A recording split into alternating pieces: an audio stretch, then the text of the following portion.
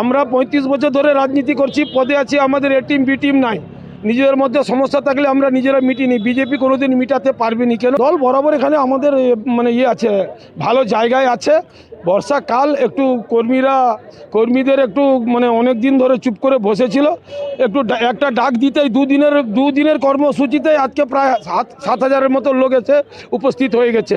এটা যদি আমরা এক সপ্তাহ ধরে নিই, ময়না ২০-২৫,০০০ লোক নিয়ে আমরা মিছিল করব। কোনো নেতাবিহীন ময়নায় আমরা যারা নেতৃত্ব আছি তারাই ডাকলে মানুষ চলে আসে। আর বিজেপির এ টিম বি টিম এখন তো শুরু হয়ে গেছে, তো এরপরে অনেক বাকি আছে।